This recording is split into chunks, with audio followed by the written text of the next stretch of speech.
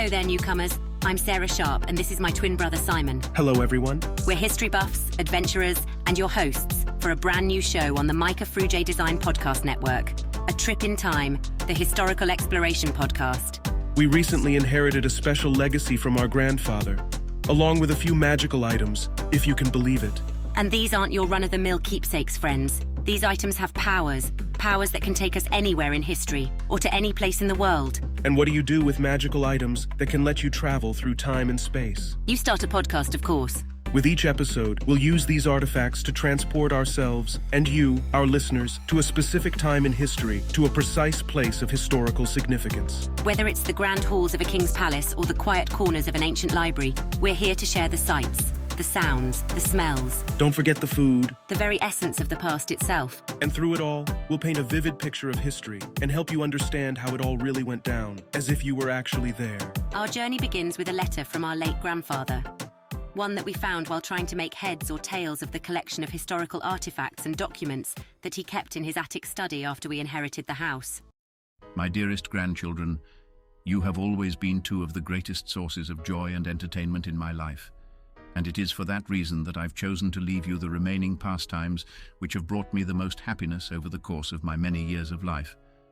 As you know, I spent my early years as a cartographer, historian, and explorer of the past, through both my research and my expeditions to historically significant locations and sites of ancient civilizations around the globe. It was among my earlier travels that I discovered the items which you now find yourselves in possession of. At first, I was not aware of their power. I simply plucked them up among other finds on a trip to Jericho that I made to speak at a conference on one of the world's earliest civilizations. I brought them home in a box along with all the other historical goodies I'd procured, and it wasn't until months later when I was going through my storage and deciding what needed to be brought out into my collection downstairs that I discovered their true power.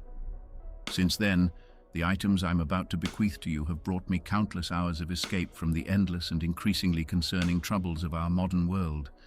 They've allowed me to see history more sharply, no pun intended, and feel its reverberations through time more deeply and holistically than I ever thought possible before they came into my life.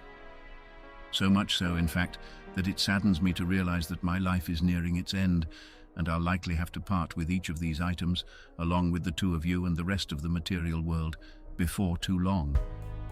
But don't let me ruin the tone of this momentous occasion in the both of your lives. Without any further delay, allow me to explain to you the magnitude of the treasures that you've stumbled upon among my many piles of other ancient wares. I assure you they are by far the most valuable items of the lot. To Sara, I leave the scroll of Herodotus. Believe it or not, this scroll has been magically imbued with the ability to provide accurate and detailed historical information about any event in history, so long as you either have the date correct or you're able to ask in a dead language. I've found that although Herodotus was in fact Greek, the scroll has a mind of its own and actually responds quickest to Latin. To Simon, I leave Marco Polo's compass. Much like the scroll, but through very different yet equally strange means, the compass has also been given a magical ability. When the compass is opened, it will magically transport the wielder and anyone there touching to any specific location on Earth, so long as you provide the accurate name for the location, meaning the name given to it by those who settled or live there. I found that the exact latitude and longitude will also work in a pinch. To the both of you, I leave the hourglass of Ibn Khaldun. Unlike most hourglasses, this one is very unique. It's worn attached to a chain around the neck or looped to your belt. As I'm sure you can guess by now, my genius grandchildren, this item has also been given mysterious and supernatural abilities. When turned over so the sands begin to flow, the hourglass will magically transport the wielder and anyone they are touching to the moment in time of their choosing. The effects last until the sands run out or the wielder turns the hourglass over once again. However, if for whatever reason the wielder is not wearing or holding the hourglass when the sands run out, it will vanish back to the current timeline, leaving the time traveler stuck in the past with no easy way of returning to their home or even their proper timeline. Even in my old age, children, I can guess what the two of you are thinking right about now. You're wondering how long ago I lost my marbles without anyone actually noticing. You're likely imagining me bumping around up in my dusty old attic, hallucinating and doddering to myself among the cobwebs of the various corners. But trust your old grandfather when he assures you that was most certainly not the case. If it were, would I even be capable of penning you this very letter? whether you currently believe the words you're reading or not. The power of the items I've passed down to you at this moment will make themselves known in a matter of time, even if you place them back in their trunk and pretend they don't exist. Someday soon, they shall appear again just as you feel drawn to use them. And when that time comes, dear grandchildren, I sincerely hope that you will. If not for yourselves, then for me. So that this miracle of time and magic that I've kept to myself all these years can live on through the two of you in new and unforeseen ways in the future. This is my final wish. I trust that you will respect it. Love always, your grandfather. P.S. You'll have to feed and provide water for Ivan the Terrible every morning, otherwise he gets rather cranky.